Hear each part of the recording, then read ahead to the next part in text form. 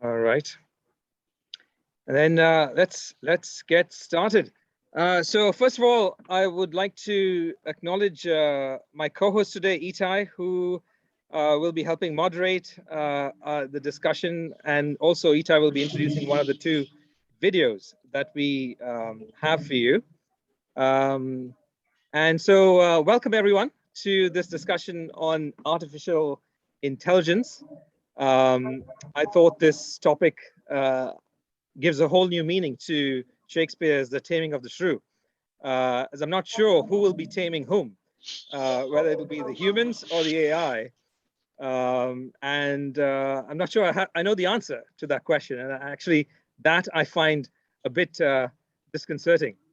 Some of you may also wonder, like, so what is my interest in artificial intelligence and why we're even having this discussion? So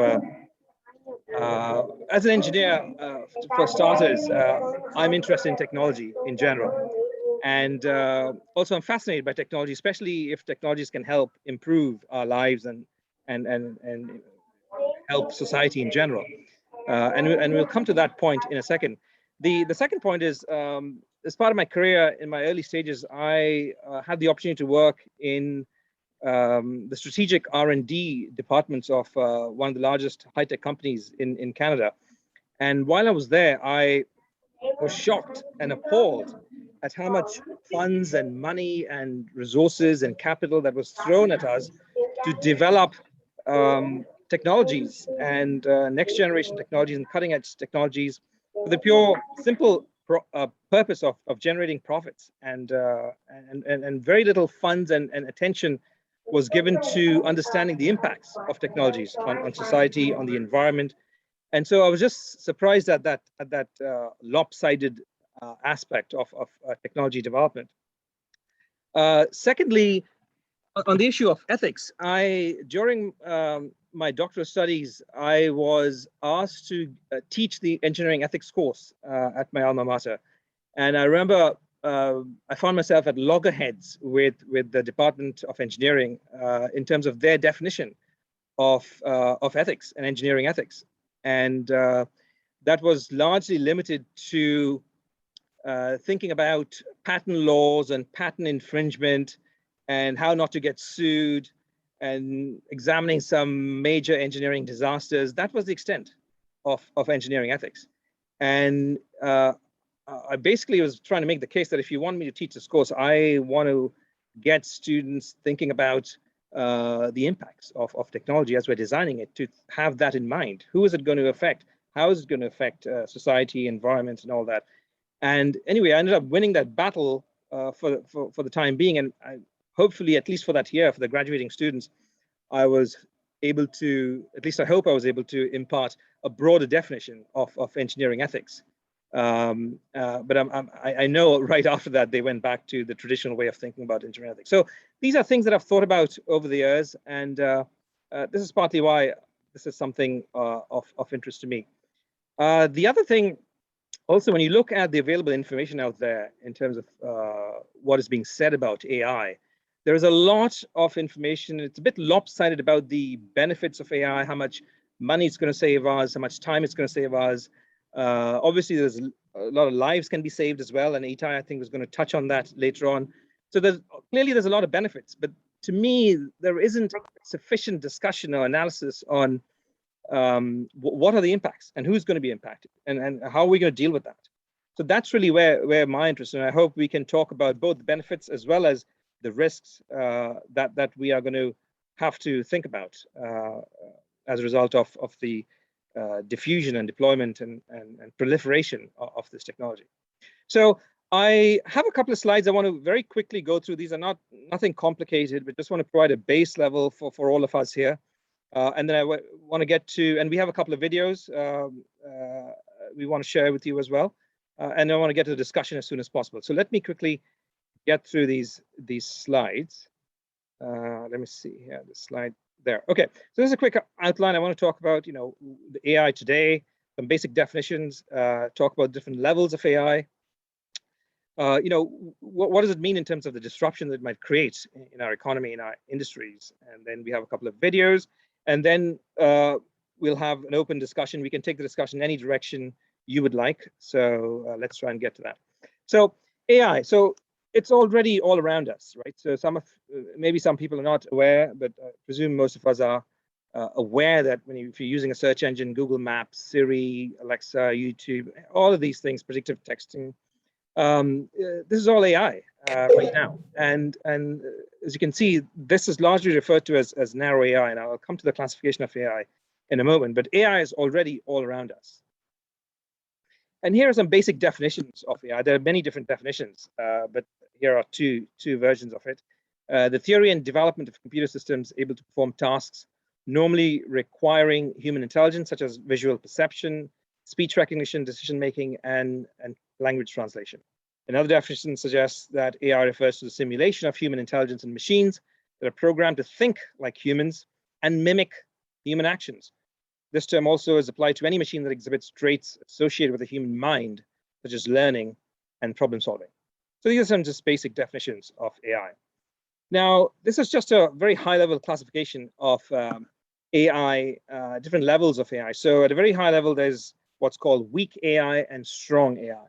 And weak AI is what I earlier referred to as narrow AI. That's another term that's thrown around. And that's where we are largely today. But we are crossing over into what's called general AI, general artificial intelligence, and digital superintelligence. And this is where we're talking about AI that is virtually indistinguishable from human intelligence. That's what general AI is. And digital superintelligence is when it is several orders of magnitudes above where we are. And that's where potential species level risk might happen. So that's a big question. Nobody knows the answers, but that's, if we get to that stage, that's where that type of risk is. Industries, clearly, there is no industry that's going to be spared from AI, as far as I can tell. Medical, transportation, security, surveillance, finance, education, retail, I mean, you name it.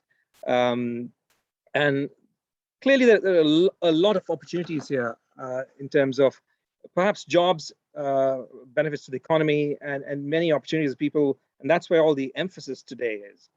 At the same time, we have a lot of inequities and inequalities in the world, as we all know. And my concern is that people who have the deepest pockets, so in the Western world and largest companies, they are the ones who are going to benefit the most. And most of the people who are unaware of the impacts of AI are going to be largely finding themselves in the wake of this technology, possibly losing jobs, not knowing how to transition to where the opportunities are. And we need to figure out, I think, and I don't know who, whether it's private sector, the public sector, large institutions. So that's where all the questions are, and I don't think we have the answers yet. So clearly, this is going to affect virtually every industry, no matter where you are. Here's one of the great thinkers of our time, Stephen Hawking, what he had to say about artificial intelligence, that the development of full AI could spell the end of the human race. Once humans develop AI, it'll take off on its own and redesign itself at an ever-increasing rate. And humans who are limited by slow biological evolution could not compete, and that we would be superseded. So that was his parting words to us.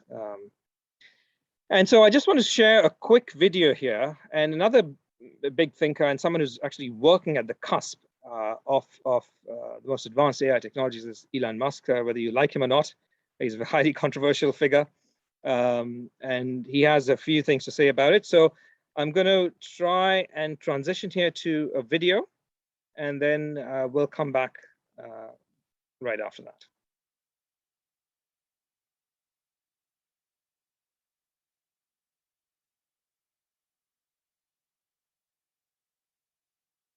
Everybody is hearing me okay, and no sound issues? Yes? Okay, great.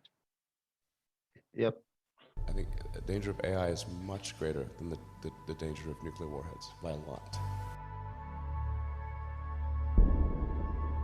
Mark my words, AI is far more dangerous than nukes. I try to convince people to slow down AI, to regulate AI.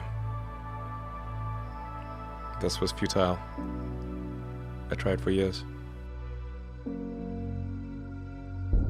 The biggest issue I see with so-called AI experts is that they think they know more than they do. And I think they're smarter than they actually are.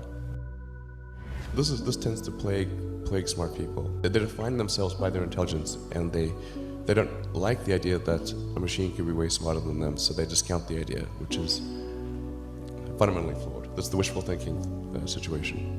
I'm really very close to the cutting edge in AI, and it scares the hell out of me.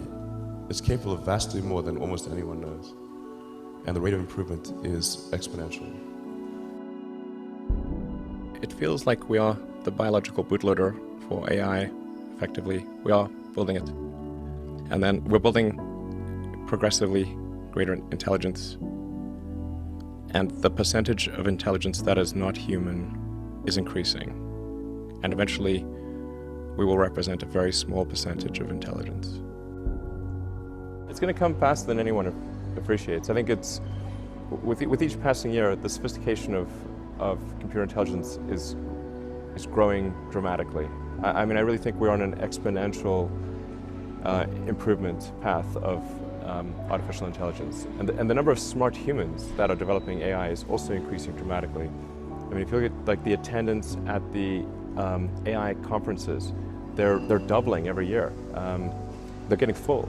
I have a sort of a young cousin of mine who's graduating from Berkeley in computer science and physics, and I asked him, like, well, how many of the smart students are studying AI and computer science? And the answer is all of them.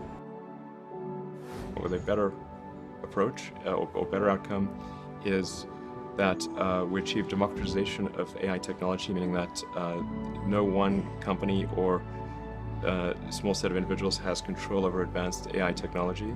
I think that's very dangerous.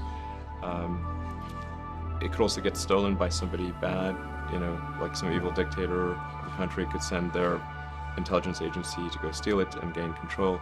It just becomes a very unstable situation, I think, if you've got any incredibly powerful AI. You just don't know who's going to control that. So it's not as though I think that the risk is that the AI would develop a will of its own right off the bat. I think it's more, the concern is that someone may use it in a way that is bad. And even if they weren't going to use it in a way that's bad, that somebody could take it from them and use it in a way that's bad. That I think is quite a big danger. All of us already are cyborgs. So you have a machine extension of yourself in the form of your phone and your computer and all your applications. You are already superhuman. But by far, you have more power, more capability than the President of the United States had 30 years ago. If you have an internet link, you have an oracle of wisdom, you can communicate to millions of people, you can communicate to the rest of Earth instantly. I mean, these are magical powers that didn't exist not that long ago.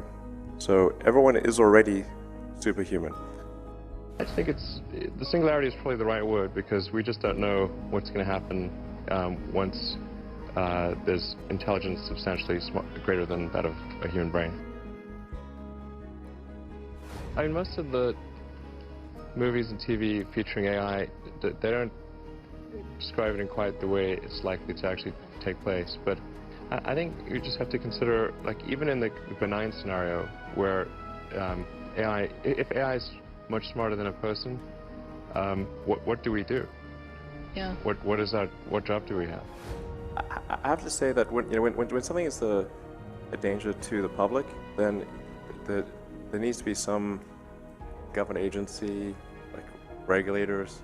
The fact is, like, we've got regulators in the aircraft industry, car industry, with drugs, food, and anything that's sort of a public risk. I mean, I think this has to fall into the category of a public risk. Usually there'll be some new technology. It will cause damage or death. There will be an outcry. There will be an investigation. Years will pass. There will be some sort of insight committee. There will be rulemaking. Then there will be oversight, eventually regulations. this all takes many years. This is the normal course of things. If you look at, say, automotive regulations, how long did it take for seatbelts to be implemented, to be required? The auto industry fought seatbelts, I think, for more than a decade.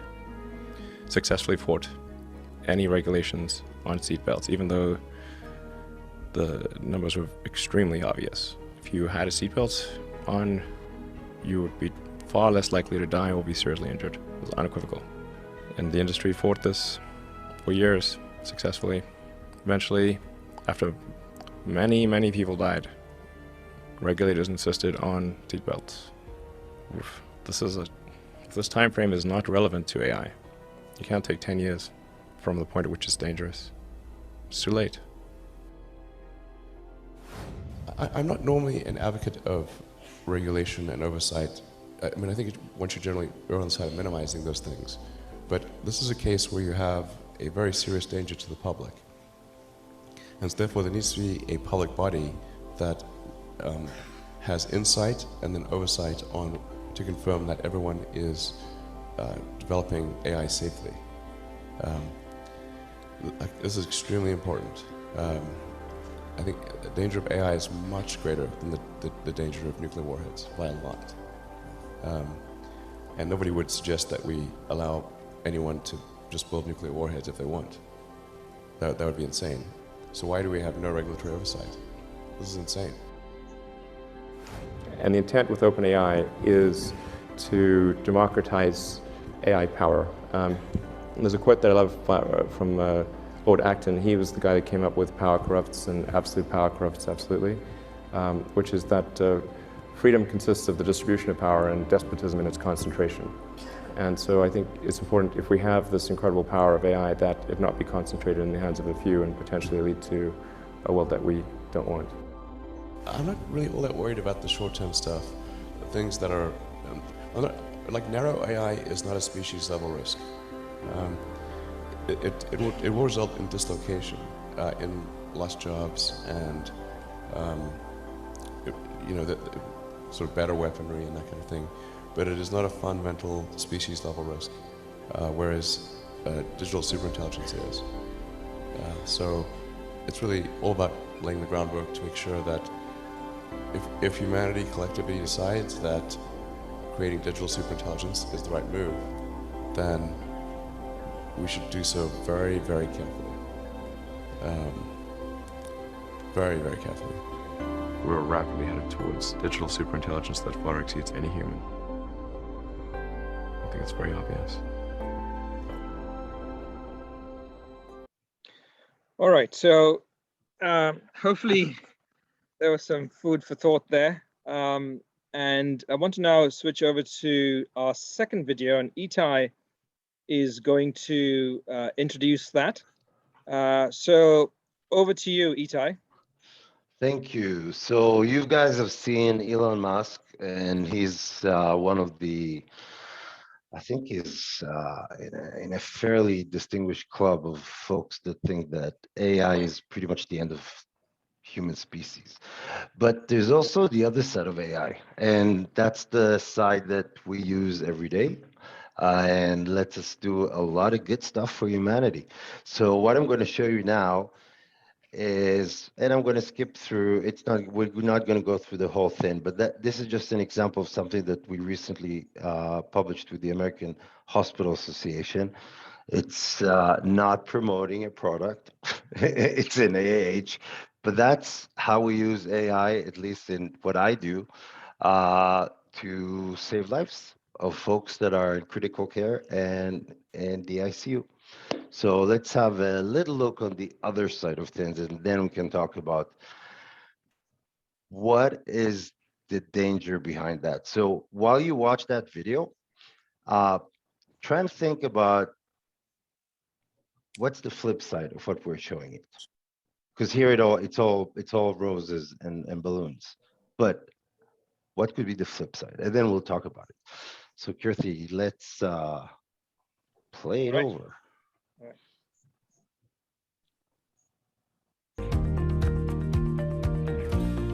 When diagnosing healthcare-associated infections, time is of the essence. Three experts discuss how advancing technologies can help improve early and accurate detection of a patient's deteriorating condition. So one of the most difficult things for the clinician is they're getting so much information at them about a particular patient or a particular situation. And in healthcare, while we have electronic health records, those things are not always integrated with all of the systems in healthcare. And so some of the data that our clinicians deal with is in a retrospective mode. If we're able to pull that data together across those silos in a real-time way, it's much easier for the clinician to make those real-time rapid decisions that are needed to provide the best possible care for patients. Another major modern hospital is that we're talking about complex care teams that are comprised of multiple specialists, providers, nurses, respiratory therapists, etc., and multiple care locations. So the patient has to be treated by these complex teams, then transferred and handed over to the next team and the next team and the one after. New technologies like data science and artificial intelligence save lives. It's that simple. For example, in the condition of sepsis, which claims about a third of the deaths in America's hospitals, where time is life, for every hour of delayed diagnosis, mortality increases by about 8%. Being able to monitor the data 24/7 by 365 and providing indications to care providers at the bedside that their patient may have sepsis means that we can invoke the appropriate interventions as early as possible.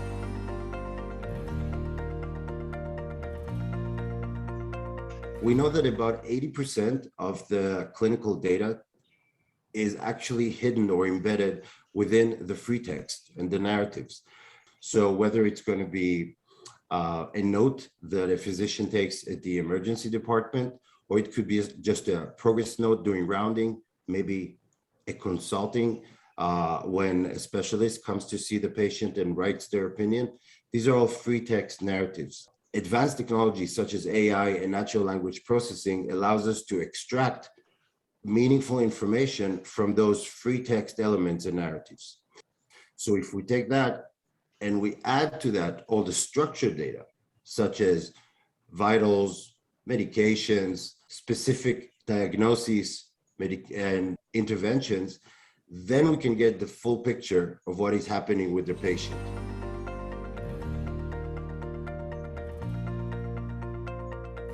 AI has a tremendous opportunity to improve value. Today, if you meander toward diagnosis, that doesn't help the patient and it wastes resources. If you meander toward therapy, same thing. So to the extent that these technologies can help us get the right diagnosis and the right therapy as efficiently as possible, we also achieve the best outcomes. That's why we like to think of ROI not only as return on investment, but return on information.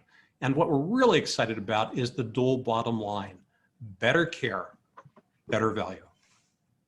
So when we look at value, we look at what the outcome is over the cost. And when we think about artificial intelligence and machine learning, sometimes the cost can be significant, but the value in the long run is really important to a hospital and healthcare system. When we think about it from a governance or an administrative CEO perspective, it really contributes to the ability to put in data together and make it information that can be used by the clinicians, but it can also be used by those in administrative roles, those in human resource roles, in order to look at staffing and appropriate resources. So the investment in AI and in machine learning really can pay off significantly in the long run in both financial position and in quality of care and patient satisfaction.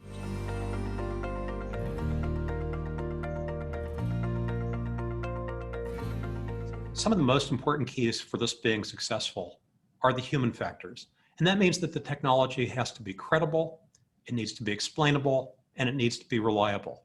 By credible, it simply has to do what it purports to do. And what we hear back from our care providers for our spotting sepsis system is that this is what makes using an electronic health record worth all the effort. Second, in terms of explainability, it has to be transparent. The system doesn't tell the provider that their patient has sepsis. It shows them what the computer sees so that they can make their own diagnosis. That's required by law anyway, but it also increases the transparency. And third, it has to be reliable. As we think of this as a bit of a smoke detector for sepsis, you don't want that smoke detector ringing with false positives, otherwise you'll stop responding to signal. So by training it with thousands and millions of instances, we're able to have very low false positives. So some of the factors that are very important when you're looking at implementing either artificial intelligence or machine learning in your organization is to make sure that you look at your legacy systems and that what you're implementing actually aligns those systems and doesn't make them more complex and more difficult to use.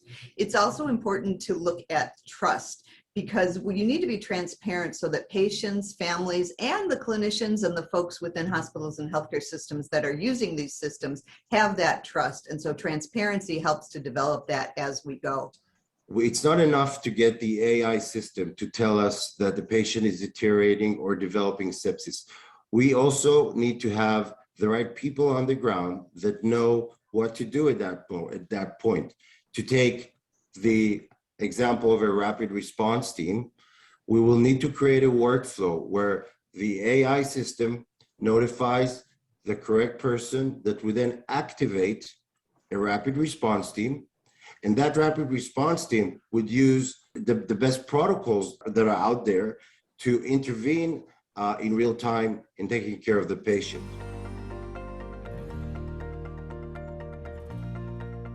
So the future frontier of AI is wide open, and it is so exciting. It's exciting for those in administrative and board roles. It's exciting for those at the bedside trying to provide the best possible care for patients and their families. And it's really exciting for those of us in quality. We look at something called STEEP, that is safety, timeliness, effectiveness, efficiency, patient-centered, and equitable care. And when we look at all of those things in quality in healthcare, it's really hard to get data that reflects STEEP in an organization or in a healthcare system. So if we look at artificial intelligence and its ability to streamline and pull data from so many different sources and turn that into actionable information, we are looking at a way to be able to make STEEP come to life in a way we haven't been able to before. When we're talking about the future of AI and advanced surveillance systems, the future is rather exciting.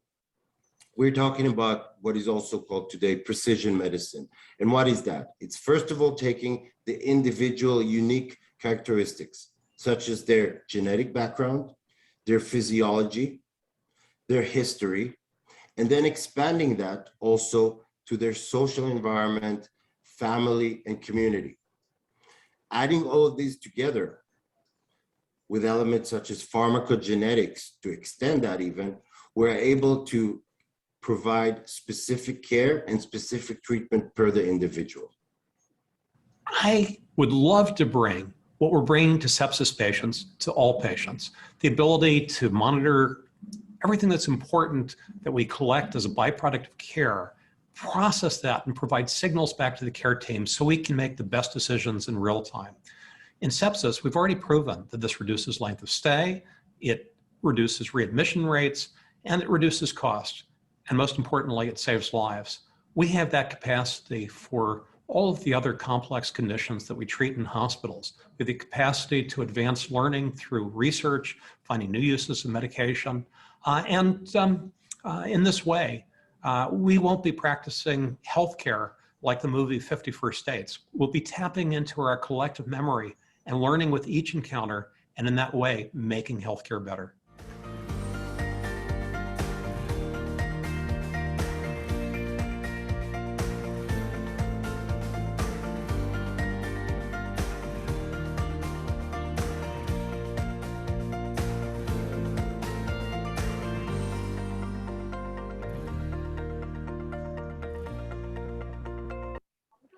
Thank you, Kirthi. Yeah. All right. All Yeah, right. thanks. Okay, so do you want to add a few words to that, Itai, or? Yeah, a little bit. It was Okay. all rosy and balloony and nice, right? But I'll just like to open that for discussion. And by the way, the two other folks that you've seen with me in that presentation, one of them is the CEO of the largest hospital network in the US. They have approximately 170 hospitals. And the other one is the vice president of quality for the National Quality Forum. Basically, the folks that give advice and determine policy for the US president and the Department of Health about how to administer the healthcare. So these are folks that are really out there in the top echelons, and they want AI done yesterday. So just from seeing all of that, maybe we'll open it a little bit for discussion. Like, you've seen Elon Musk talking about a very grim future, but you've seen this system that I'm fortunate to work with the team who does this thing, and it does become smarter every day. But it also has a lot of drawbacks and issues. So what do you guys think about that? Let's kind of open it for discussion, because I can give you the list, but what do you guys think? I'm just going to go to our last slide, and then let's open it up. Sure. So give me 1 second here. Like without Netflix, without texting, without FaceTime, without the ability to work remotely, in the sense of having these tools. And so one of the ironies that I very much see in, I guess, the past 16 months is that some of the technology that traditionally. Sorry, I'm having a hard time hearing. Was it just me? Yeah, okay, so other people are also having some trouble. Okay, I couldn't hear. I think someone needs to mute themselves. To mute. Okay, thanks. Yeah, whoever was that, please mute yourself. Okay, I just want to quickly show the slide. This is where, you know, we can go in any direction we want. I just want to share some questions that I have in my mind. You know, the ethical implications and considerations of AI and automation in general. What are the short, medium, and long-term risks of artificial intelligence? And who's thinking about that? And what groups of society will be impacted by this? And especially negatively, we know who's going to benefit: the people with the deepest pockets and who can access and buy AI machines and computers and so on. Google just bought DeepMind for $500 million a few years ago, and that's one of the most advanced neural networks available today to mimic how we think and act. But not everyone has access to that. What can we do about it to proactively and to mitigate it as this unfolds? Who should be the people acting? Is it the government body? Is it private sector? Is it NGOs? Some national, international body, or all of the above? And what about regulation? I think Elon Musk talked about that as well. And when do we start? So these are the questions that keep me up at night thinking about this technology, especially as an engineer and having developed technologies and looked at how little we care about thinking and being concerned about the impacts of these technologies on society, on environment. I think these same questions have to be raised here. And just as Eileen reminded us in the theory of knowledge class, that we should ask more questions and instead of accepting the reality that may be being presented to us. So on that note, I'd like to open it up, and feel free to jump in and share your thoughts and views and concerns. Hi, Dr. Ray thought that you might have, I just have a splint for my broken finger and it's getting a little beat up. He thought you guys might have another one that I could replace with. Just a hard piece. Okay. I've got the tape Looks and like everything. someone needs to I just mute. don't know where else to get the small finger That's splint. Jeremy, I think. Jeremy, you need to mute you. Jeremy, I think you need to mute. I mean, it is important to take care of your finger, but Itai, do you have? no, I actually seen that splint yesterday. He showed it to me, but thank you for joining from the I could clinic. just get a couple or buy a couple of those pieces. I think the host should be able to mute them, right? Yeah. I've been doing it myself. It's just getting worn out, and Mitchell doesn't have it. Let me sign in as the host. Yeah. As the host, I think you can, but I think who's the host today? Kirthi. Sorry? Kirthi, I think you can mute Jeremy. Yeah. What if I disable sharing sound? No, you just need to That didn't mute. work. That didn't No, I work. think we just need to mute one person, I think. Okay, so let me see. I Okay, think you have I the mean, power to. unless it's absolutely, I have no complaint. It's just There. I've been. Okay, I've muted Jeremy. Okay, awesome. All right, so jump in, anyone. I would like to respond something to the two videos because I think they're talking about very, very different types of AI. So what is used in healthcare there is very useful, no doubt about it, but it's a very, very narrow AI. And I'm not even sure I would call it AI. I think I'd call it augmented intelligence and not artificial intelligence. Okay, because it might be a self-learning machine system, but it's not taking decisions by itself. So this is basically the nascency of AI. This is how it all begins. This is what we're all of us experiencing right now at the very moment. But the thing that Elon Musk is more concerned with is human level intelligence AI that will increase its own intelligence with an exponential rate and will be able to outthink us basically just days after it comes to life. Yes, because the speed at which it can improve, the rate at which it can improve, will be completely unseen and unheard of in anything we see.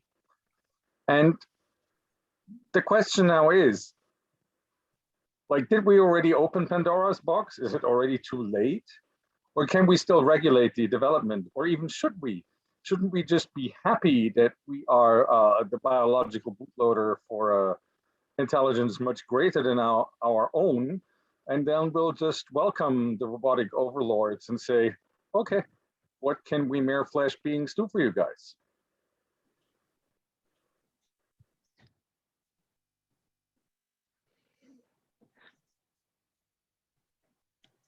Jump in, respond. Yeah, I would tend to agree with you, Hippo. I think we need to understand the two different parts of this conversation. I think the issues with narrow AI are, I think, around ownership and safety and using it and equity and this kind of stuff.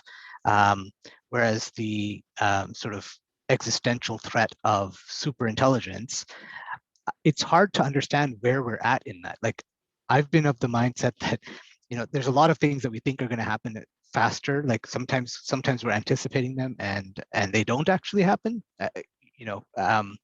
So I don't know. Are people aware of like how close are we? And until we're going to be living Terminator and other doomsday movie sort of settings. Actually, let me jump in here for a second, because Hippo brought a good point, and you also bring in a good point about narrow AI. But I want to give you an example from real life decisions that systems like the one that I shared with you guys are doing daily. For example, they decide on allocating an ICU bed for a patient.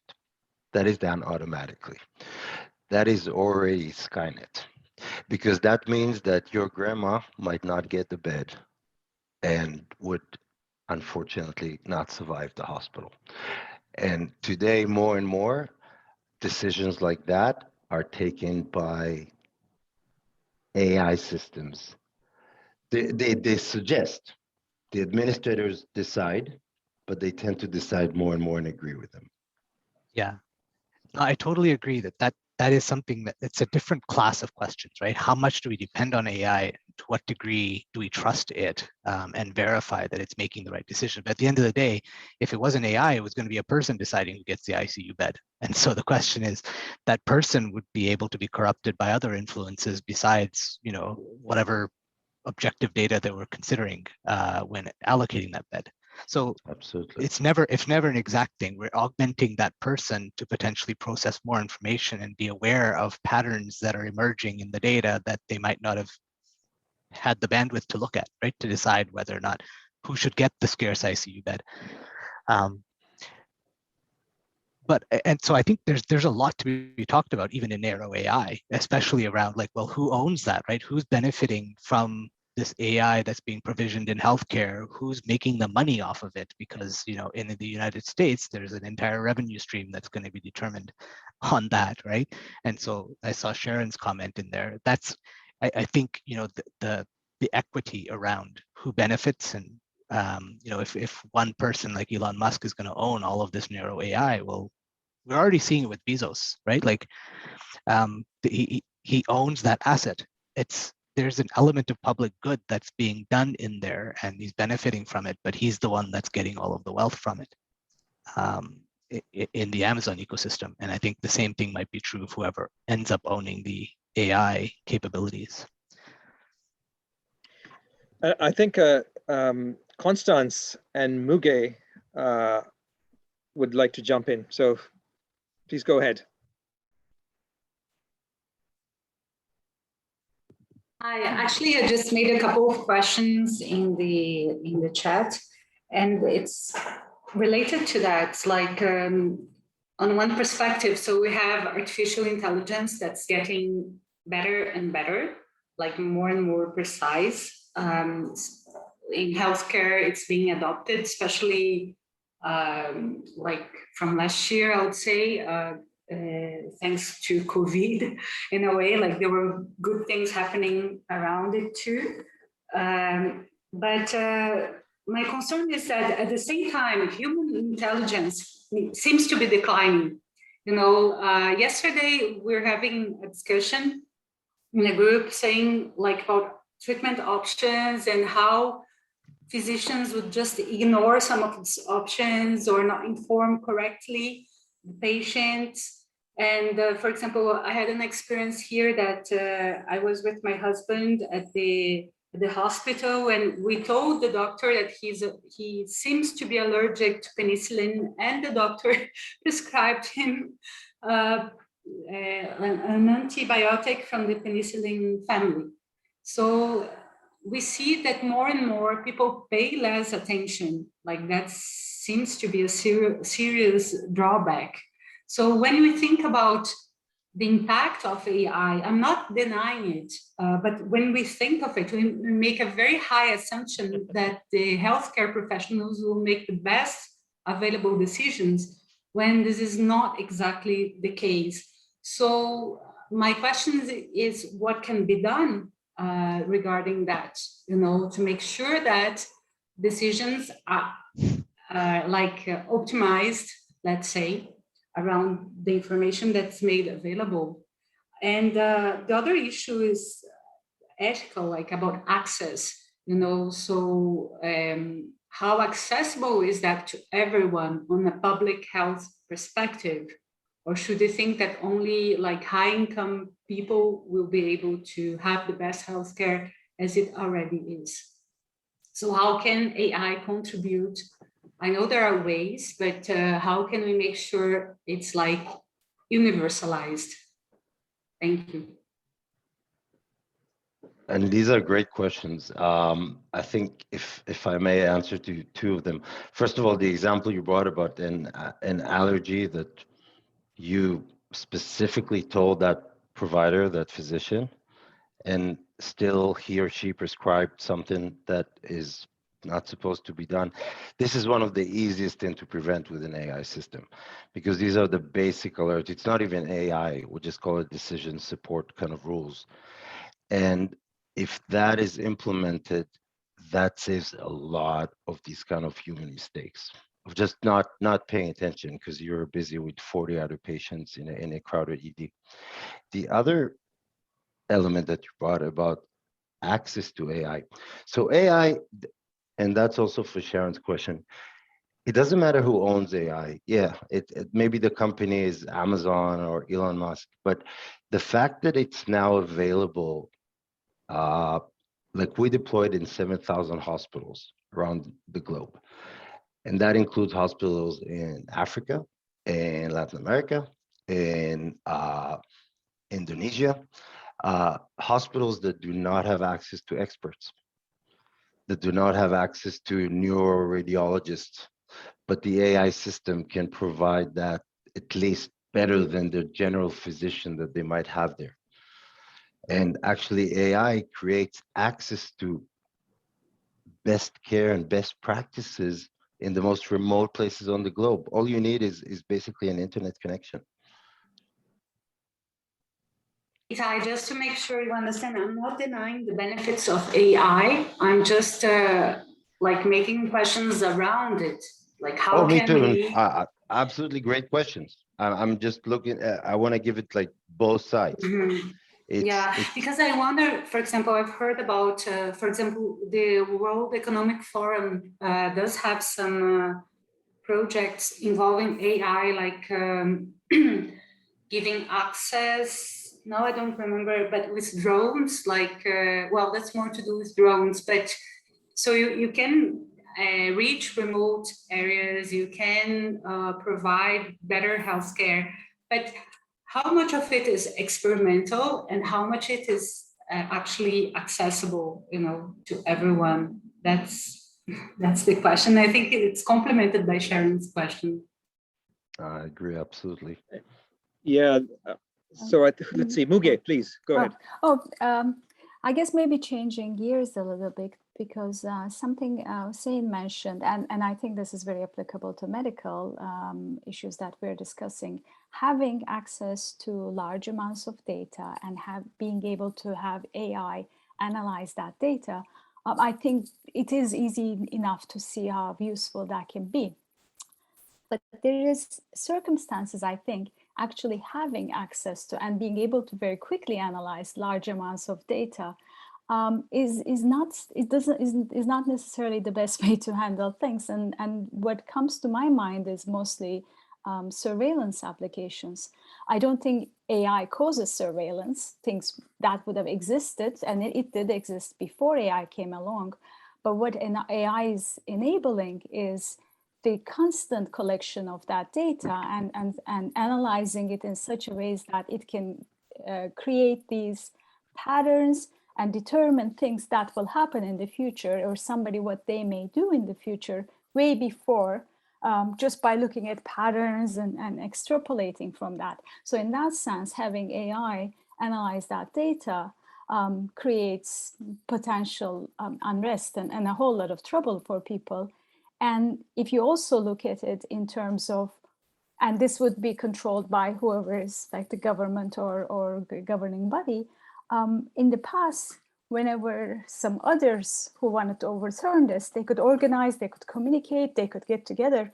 But it's pretty much, if that same government who controls the AI controls communications as well, you have no chance to do that. There's no chance of overthrowing or changing that sort of establishment. So in my mind, of course, it's whenever it's useful to see that data and analyze it and make decisions, like in medical sciences, it's really, really useful. But its application into surveillance or crime or justice or any of those things, I think we're seeing is rather dangerous. Yeah. Thanks, Muge. I think those are all great questions. Anyone else who would like to add or respond to anything that has been said so far?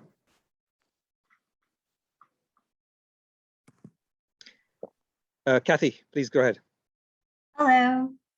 I first want to say hi to Mark and Mark's.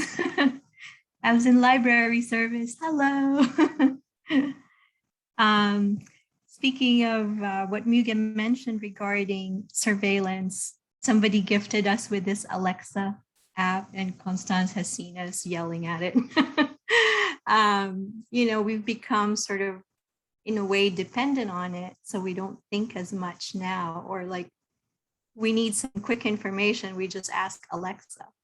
And then sometimes it's scary because it almost guesses like one step ahead of us, it anticipates sort of what we're going to do during the day. So in a way, it's scary because it's just on all the time, and you don't know if it's listening to all our day-to-day conversation, but then we ignore it and we forget it and just keep going. And then same thing with driving. Sometimes we just ask Siri, we need to go to wherever.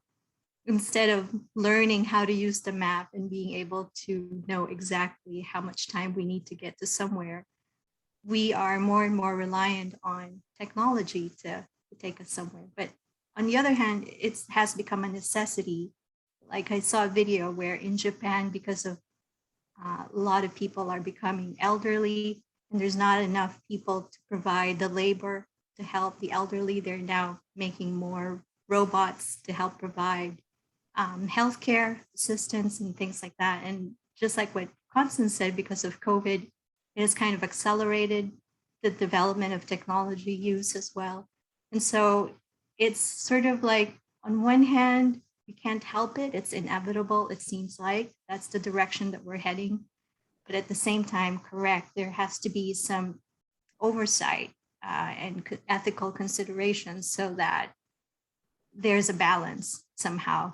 But we don't know if enough is being done so that the integrity is there and not manipulated or abused by either an entity, a corporation, or a person. So yeah, I think it's good to have this kind of conversation to make sure that that doesn't happen. But who has the power to do that? Is it? We don't know. So, and I didn't realize I'm a cyborg now. So that was Well, interesting. you are a to know. cyborg. And I got to tell you that when Kirthi and I talked yesterday, I mentioned to him that we actually hired recently 3 PhDs that are in a new department called the ethics department. So we have 3 ethicists. I don't know how to say exactly what they are. It's the ethicists. So they're actually helping us because apparently you don't need governments or evil dictators or people with like some personal drives to cause bias in AI. AI basically learns how humans behave. And for example, we've seen that our system has started to recommend different treatment to people of certain ethnicities. Now, no one taught that. There's no rule written in the machine that this is what they should do. There's no evil. That it's not someone from like the cabal of a right-wing conspiracy. What the system did is just looked at millions of records and realized that if you're a Black woman from Alabama with no health insurance, your survival rate is much lower if then you're a white woman from a affluent suburb of DC. So why should you get an ICU bed? And the AI system just started recommending the ICU beds to the white ladies. Not because we told her anything about Black or white. It didn't know the ethnicity. It wasn't actually part of the, there was no protocol behind it, but he just learned what people do. Right. And It's people emergent. can't, it emergent and it actually learns from people. Right. It learns from interesting doctors that it actually give less, for example, American doctors give less pain medication to minorities than to white people. So if you have an AI system that learns how physicians work, it becomes racist. And that's one of the reasons that we have this ethics department now, to stop the AI from learning how people behave. This might be interesting because it actually helps to reveal what might, and we're saying that we might be worried about AI making decisions. Well, who's to say that humans are making better decisions? Now we're talking about AI replicating imperfect and biased human decisions. Yep. Right. Yeah. I was curious about the accountability piece of this, Itai. Like in the past, a physician would be exposed to some risk in making malpractice type of decisions, right? Now, if somebody just says, "Oh, well, I just did what the AI guys told me to do," like, where does the accountability buck stop in terms of malpractice? And I do think that liability chain may be something that will actually help regulate. Like, sadly, like you can rely on the market to exact the appropriate to get good emergent behavior. Like, and this is on a side, I'm curious why the health insurance companies, for example, have not been the ones to mandate COVID vaccines, because they're the ones that are going to have the monetary hit from people not being vaccinated. So, if we manage to actually, there are places where we can actually use the market to our advantage in this way. Absolutely agree. I think that we have a couple of people waiting. Hippo. Yeah. Actually, one of the things that just came up was with that bias created in AI through the machine learning. That's what I meant with maybe we should be more scared of artificial stupidity, because the human race is not inherently very intelligent, actually.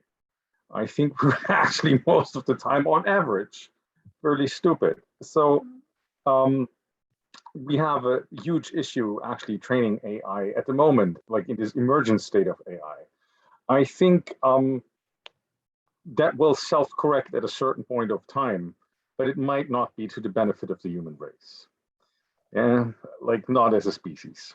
Okay. Caroline actually posted something very nice in the chat talking about creativity.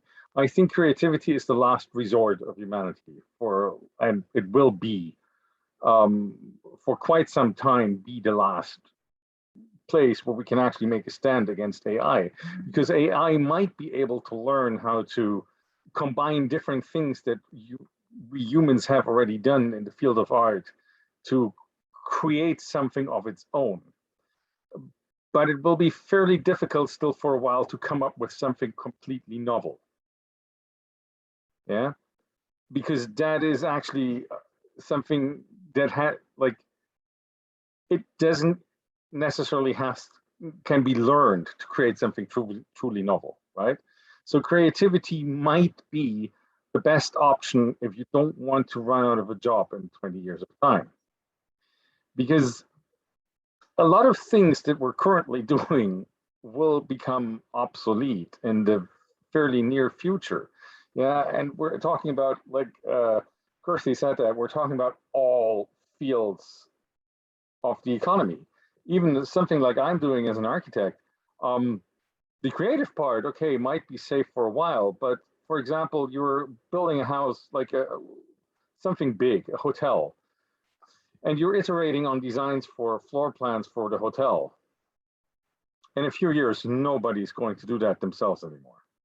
That's a job for a narrow AI. It will optimize these floor plans in no time. It can do iterations and simulations on the thing running night after night. And after a few days, you will have a thing that is optimized to certain parameters which you put in. And it will be much better than anything any human ever drew up. And the same thing will go for a lot of engineering. The same thing will go for the financial markets. Why trust an analyst if you can trust an AI that can compute so many more things in such a short amount of time? So we'll be actually be facing a real job crisis for anything that's not manual labor, because AI itself will not be able to perform manual labor unless we actually have AI-driven robots. But those are a tad bit more difficult to develop than just AI. Thanks, Hippo. Constance? Yeah, regarding the regulation, I know there are quite a few discussions. For example, here in Brazil, we are starting to discuss that it's not a general discussion, but I see it in the executive power, I see it in the legislative power, some discussions arising, especially in the domain of health, right? I do think it's important to have an oversight, like a regulation. It's difficult to say how this is going to be. I know, like, for example, the World Economic Forum has the Center for I think it's something like related to the fourth industrial revolution. And they do have affiliated centers in different countries, one of them being Brazil. And some of them elect such discussions, and have like design projects that makes both government bodies and also academia and the private sector. It's actually funded by the private and public sectors. So they do have some like sandbox kind of, regulation arising, and they do have like some template proposals that rise from experiences around the globe. So that's one thinking tank, I would say. And the other one I've heard so far is OCDE. They have developed a bit in that subject. So I do think like countries are trying, like governments and also organizations and the public sector, they see the importance of that. Because I mean, even though data may be unbiased in some way, humans are very keen on torturing data and biasing it. So I do think that the devil lies in the details still. Just to add to what Constance said, I think there's another body. So the European Commission has also released a report, a white paper on AI. I'm happy to share that. It's online. You can look it up just recently, just last year. And it's the first kind of white paper on what kind of framework do we need to develop to address issues that are emerging through the proliferation of AI technologies. But it's just a white paper, and there's no action. There's still, it's a good start, but as we discussed, and I think Elon Musk mentioned as well in the video, AI is a technology that is evolving rapidly at an exponential rate, and even the proliferation of it is going to be exponential. Before we know it, it's going to be here in much stronger form than even it's now in the narrow AI form. So we can't just wait around. Like, we don't have a lot of time, and by the time the impacts are going to be felt in great numbers, it could be too late. So that's really where my concern is. What do you think? Like what I'm still struggling to understand is, what aspect of it do you guys really think will be regulated or needs regulation or would benefit? Like it's not really, I mean, it is so all encompassing, and it is, and it's not always, we even have trouble defining, narrow computation versus high data. What aspect would the regulation come in effect like for? How data is shared, for instance, in health. If you have like the data from a patient for insurance purposes, that person may be less attractive, for insurers. So if that data becomes used in a way that could harm the patient, so how does that? That's one example. So so the results of AI, whatever data it obtained, how it's shared. So would that data even be obtained then? I'm just being devil's advocate. Who would even pay for that data to be generated then if it's not the insurance company? Like in my mind, it will be these private organizations or governments. Like somebody has to gain something from it to pay for the development of the AI. Exactly. So that's I mean, so this is why, how do we regulate something they paid for and they obtained, and then we tell them, no, you're not allowed to use it? That's the part I struggle with, because people, governments, organizations, private sector will pay for this and will develop it. And then at that point, we can't tell them not to use it. So do we stop them from developing it? And that seems quite unlikely too, because we're very busy developing the hardware. Like I am very heavily involved in developing the hardware to get these AI machines working. And nobody even thinks about stopping that, because that would be unthinkable. So I'm at a loss. How would we ever regulate this? Yeah, there are many ethical issues that need to be regulated. So there's self-regulation, market dynamics. I think Hippo put some stuff in the chat, which is interesting in terms of what we would want there to be sort of a foundation of, what would we want the restrictions to be? That was the laws of robotics. But I wonder, like, the issue that is going to emerge from this is that like other things like climate change and other, global impact dynamics that are happening in the world today, we are lacking any kind of international governance framework for anything, to be honest, exactly. right? And to me, that's one of the biggest things. Like one of the biggest issues that we have is that, I mean, the United Nations is not I mean, you look at it, I mean, just logically, you would look at it, it doesn't have the appropriate structures to form an equitable place to actually make decisions. We just don't have one. I think we need to get there because now our problems are global scale, and we don't have a global mechanism to collectively decide what we want to do and then enforce. Enforcement will probably have to come likely in the form of some sort of liability that is exacted on people that don't abide by the whatever principles are. So that whatever governance we come up with needs to have an enforcement mechanism, which needs to be somewhat global as well. And so whether that's insurance and monetary liability or whether it's criminal liability, both are problem. Yeah, both are problems, right? But we need to have a common basis worldwide. Otherwise, you can regulate it here, but it'll just go somewhere else, right? And then it'll end up becoming that country gets a benefit from having violated the regulatory framework because now they own it. So yeah, definitely big challenges. And then the whole monetization of truth, essentially, or construction of truth based on people's base instincts, I think is one of the bigger issues of our time right now as well. And whether we can have AI help us from our own worst habits might be interesting too. That's assuming we can control it. But anyway, so I think it was Hippo was waiting, and then Kathy. I think actually we're getting the implications of AI a little bit wrong at the moment because we're discussing about application of narrow AI mostly. Okay, so the ethical aspects of application of narrow AI are the same as with data mining or data collection, even if we don't use AI there. Okay, AI has absolutely no factor in how we treat the data in the end, like how to ethically treat the data. The much more important question is what will be the underlying ethical framework for AI of human or superhuman intelligence? How do we prevent to create an AI that will see us as a threat to their own existence, right?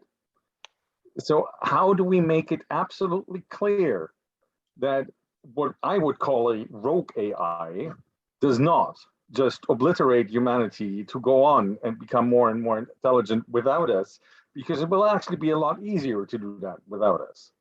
So I actually recommend, especially for people working on designing hardware that can be used for AI, please read science fiction, anything starting from the 1950s to the most current, and read a lot. Like I've read about 4,500 sci-fi novels.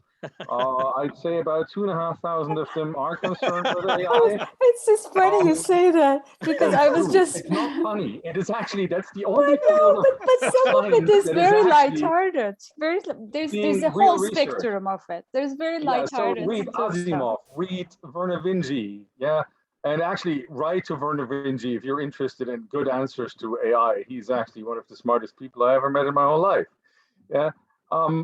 And give some credit to the people who have already thought about it. Read Anne Leckie.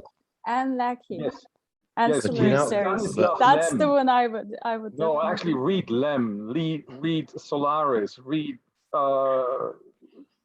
Golem, read all these very, very old science fiction, read Ray Bradbury, just read it.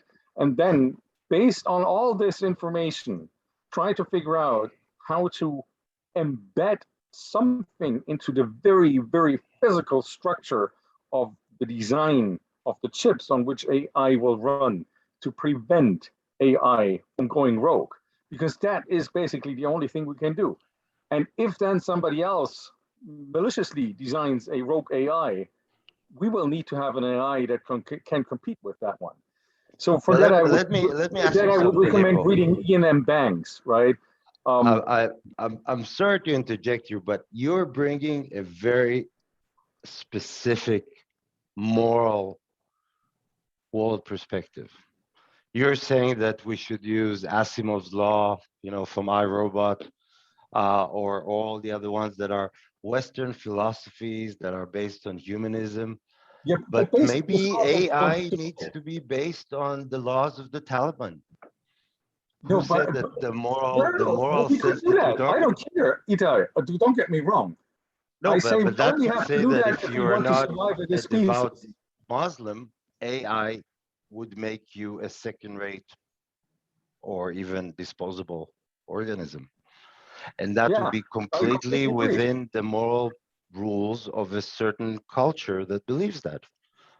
I So completely we agree as with you. humans, we haven't decided yet on what's the moral rules. No, So but what are we going to teach AI? You see, no, but that's what I'm saying. If you have an interest in self-preservation, basically, I recommend going down to, that's my personal recommendation. Try to implement Asimov's laws. Just try Yeah, it. but if we had If that you have positor absolutely brain, no yeah. interest in self-preservation, then we'll just be what Musk says, the biological bootloader for something that goes far beyond us. And it will not be only one thing that goes far beyond us, because basically any and every philosophy that we have on this wonderful planet will be able to create AIs of its own, and they will be competing with each other and trying to eliminate each other, just like we're doing. Yeah. So it will be hilarious, just on a much, much grander scale, like grand in the sense of much, much, much more destruction. Yeah. Yeah. So for that, I actually recommend reading Ian Banks and his sci-fi novels. They're gorgeous. Yeah. And in his world, AIs have the most hilarious names. So that's actually, just for that, it's worthwhile reading. Yes, and the question is, who's going to have the last laugh? So I'm going to pass it on to Kirthi now. That's funny. There was a Netflix series as well that I forgot her name. She is an astronaut and her husband is a scientist, and they had a child, an AI child, and the child behaves just like a person. But then every now and then they have to remove the battery, charge him or something. But what I was going to say, I don't agree that AI can be better than us, because I don't think they will be able to have the ability to have gut feeling like us. I don't know if they have that kind of intelligence. And I don't think they can study well enough how to create that response. So as human beings, we have this ability to have, like, how do you explain gut feeling? I don't know. But you know how we can have a feeling for something and then react in a certain way, not just using our brains. But I think artificial intelligence is just using a lot of mathematical calculations and using scientific data. But no, you cannot impart the gut feeling, don't you think? So in a way, we're still going to be always superior. I mean, we probably cannot calculate as fast and as exponential, but they will always be lacking that human aspect. And so I don't think we have to be afraid of being overtaken by them, is what I'm saying. Hopefully not. Wishful. That's a great point, but are you sure that it's a good thing? I mean, look at with our gut feeling and our moral built-in maybe processes to expand and multiply, we're killing the planet. So maybe an AI that would be much more reasonable and say, sort of like Singapore is run, like a CEO, like a company. Well, it doesn't make sense to have that many people live in this country. Let's eliminate them. Gut feeling would say, no, that's bad, that's genocide, that's whatever. But for the better of humanity, not for AI itself, but for the better good, it could use very, very evil ways to get there, because it doesn't have bad and good. There's no sense of moral for an AI. It's just efficient, not efficient. Yeah, so this is a question for philosophers to debate and for individuals to debate, a question of, whether AI will be our savior or will it be the end of us? So I don't know the answer, and I think all these questions that have been raised today are we can go pick any particular one and spend hours talking about it. And I think some centralized body that represents us as a species, whether, Hussein mentioned how UN is not quite set up to do that. So whether it's a body like that or other governmental, intergovernmental body or non-governmental body needs to figure out, or we all need to get together and figure out how are we going to address all these questions. There are a lot of questions and a lot of concerns. And so Kathy doesn't seem to be too concerned because that's an interesting point. I think creativity and gut feeling, it's hard to model that, and that's where the general AI and the digital super intelligence aspects of AI are trying to do that. And if it succeeds, then we're in trouble. And whether they're better, that's a qualitative someone's judgment. What does better mean? The question is, will that threaten us in terms of our species on this planet? And long before that, we have to work. So I think that's a more distant challenge we all are going to have to worry about at some point. Maybe not us, but generations down the road. But now it's the disruption that this is going to cause. There's opportunity, but how do we help people transition to bridge that gap between the disruption and the opportunity? And who are going to be the people, the first people who are going to make that transition? Are they the people who are already tapped into this technology and the awareness that is around this, or the vast majority who have no clue that AI is even around us today? So there is a lot for us to figure out, and let's see. I'm going to pass it on to, is it Hippo? Who wants to jump in? Your hand is up. Okay. All right. So anyone else? I just thought of something, it's about I wrote it in the chat, because when you think of the way that knowledge is transmitted and used, over the lifetime of a human being, we only know of AI, for example, the way it's being used within a limited amount of time. Right? And we know that our lifetime is limited, and the knowledge that we can put together and build on it is also limited. But how about AI? I think of the, I forgot the word in English, but those animals that live like 100 years and AI, what's going to be like in, I don't know, 50 years from now or 100 years from now? That's quite scary.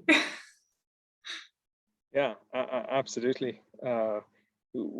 We have no clue. I think, I don't know if anyone has read the book, The Black Swan.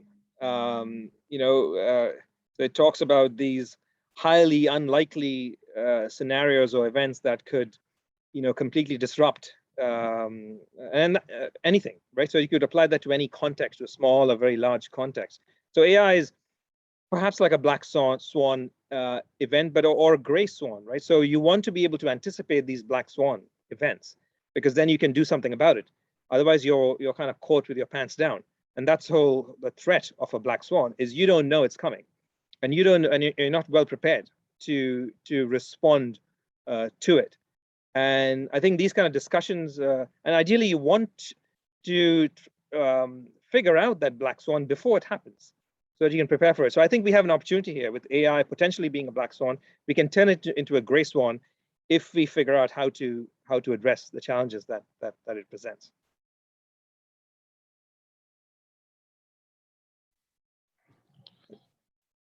All right, so we are nearing the end of our discussion.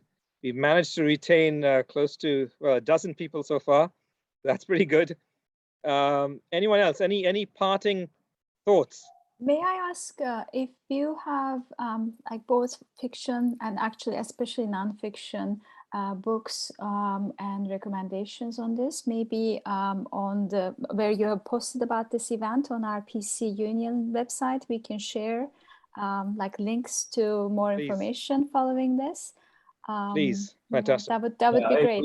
I mean, like I can put a few book recommendations on sort of the hardware aspects of what things are, but I would also like to hear what you guys are reading and looking at. But I might suggest the best thing for now is probably to create a channel in Discord because because everybody's got access to it and you can contribute as necessary. The website, we were hoping to be able to do something similar because it's built off Notion, so we could do something similar, but we haven't set it up yet. So I'd say let's create a Discord space and then put that in there. Just go ahead and create a channel for our discussion, and then we'll just post the whole stream. Like, because as I said, I've read, like, I have actually not only read far too many sci-fi novels, I've watched far too many sci-fi movies too. So we'll not dive into that tonight because that will be, I just don't read that much. Yeah. It would also be nice if you could share like some, as you said, Kirthi, like regulation initiatives and I mean. Right. Yes. Exactly. Yeah. And maybe next time we do a Zoom, we don't mute anyone, because I think it's actually much, much more fun to dive into the conversation instead of being so polite all the time and raise our hands and blah, blah, blah. We wouldn't do that if we were at Pearson, right? Like, we would try to stay politically correct for most of the time, but we wouldn't be quite so PC all the time. No, we don't need to now. Sharon, yeah. Yeah, I wanted to jump in and say, you know, we talked a lot about how scary it is and how we need to have some kind of regulation or limits on it so that it doesn't go the wrong way. But there is also a downside to limiting the potential of it through regulation and all those sorts of things too. So I would love to hear more of that side of it in future discussions. Yeah, absolutely. I think it's a big question. What do we regulate? And actually, if you guys are interested, I can post the well, it's about 300 pages, but that's the latest iteration of the FDA proposal for regulating medical AI. We're actually going through the process now, and it's the first time in the world that some regulatory agency is trying to address that. I got to tell you, we talked to the people in DC, and they themselves don't know what they're doing, really. It's like they don't know what to ask. The first time. Well, it's not the first time, but you actually sit there with, you know, people that are maybe the top in oncology or dermatology, but they need to make decisions on AI applications, and these worlds are not connected yet. So it's an interesting thing. It's different timings, right? Because regulation is something more like, I would say, a cement, something that's more stuck. And technology is just something so dynamic that you're always behind. Absolutely. It's fast for governments. It is. You know, I just want to give you a quick example of something that we found a couple of weeks ago. We actually had users that, you know, almost everyone now have access to the medical records from home, right? You can go online and look at what, at least in the US, I'm sorry, I'm presuming, but yes, at least in the US. So one of the things that our system picked is the hand moves of users when they use the mouse as they interact with the medical portal. And we had a model that was able to predict Parkinson in a very, very early stages and actually start proposing intervention. And that brought a whole discussion with the ethicists, because we would go to people who have no idea that they have Parkinson. Yeah. Just based on their hand movements on the mouse. Yeah. The machine can predict Parkinson. That's right. So that just happened 3 weeks ago. Yes, I saw a very similar one, Itai. It has to do with gait. So gait as in not the object, but how you walk. Yep. And by putting a certain sense on facial your hip, expressions. Yep. Yes, by putting a sense on your hip, you can very easily track if the gait is you're going slightly off, and if you're a high risk of being a Parkinson's, developing Parkinson's. So we could do it now from CCTVs on the street that the police uses. Actually, we have algorithms that can identify early neurological problems with people just on the street from these low Right. resolution But cameras. that's great, isn't it? Like then you can intervene early. Probably some of the therapies would be able to be used earlier. You know, isn't it Or always about abused. early? Maybe Yeah. you will get a note from your boss that you're fired Yeah. Well, that's. I think because it's. not because they Yeah. think you might be developing ALS, but because they just found a replacement. But the real reason is that the system identified you as developing a serious problem, or maybe your medical insurance would fire you.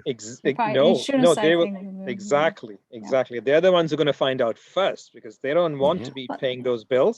They will invest whatever it takes to invest.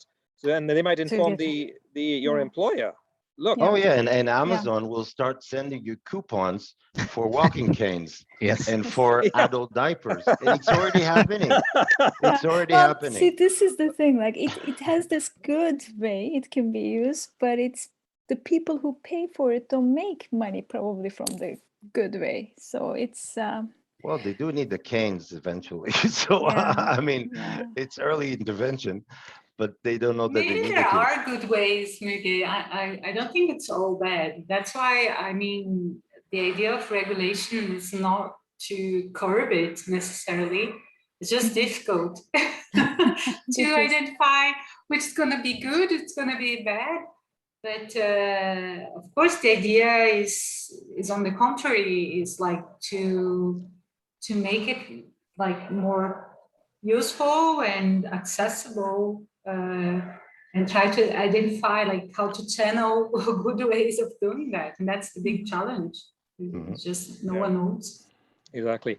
Well, in the interest of time, I want to, I'm happy to stay here and continue chatting, but in the interest of time, I just want to thank Itai for joining me in hosting this session.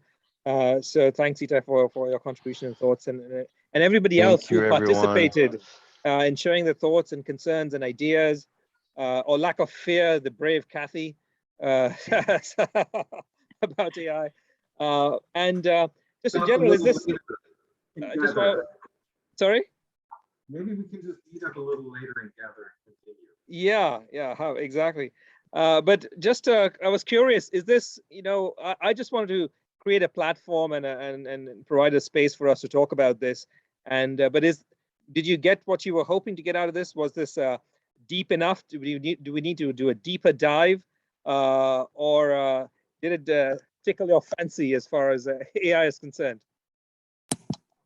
I thought you would show us your own AI puppy or something. Right, that's for the next video, next session. No, I think it was great. It was a very interesting food for thought. And as you said in your presentation, there are just so many venues, so the discussion is quite broad, actually. Right.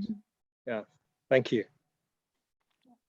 Sorry, can I say something? It's Maya from Year 19.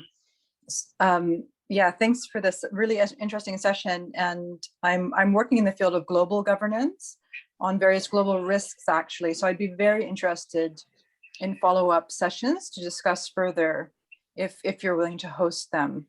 That would be very helpful. I'm working with a Swedish foundation, the Global Challenges Foundation, and they have a mandate to address global governance, to manage global risks. So I think AI is such a fascinating, indeed, really, and then it's also like a solution for other, basically existential global risks. So, anyways, I'll put my email in the chat. So please do reach out if you can. Yeah, that'd be fantastic. Great. Maya, thanks for sharing that, and let's connect offline and see if we can create something else in terms of future discussions or figure out some other pathway to explore further. I saw Hussein just created the Discord, but it's complicated. Hussein just created. He did? Yeah, oh, perfect. Thanks, Hussein. But I have a hard time using that, but it's okay. I don't use it as much. Use it this week and it's great. Yeah, I don't use it as much either. But yeah, at least we have a space now. Yes. Yeah. Okay. Okay, I gotta go. Thank you. Thank you, guys. Okay, thanks. Excellent. Thanks, everyone. Let's Thank you, reconnect everyone. offline and Bye-bye. see you on the virtual campus. Sure. Cheers. Bye-bye. Bye.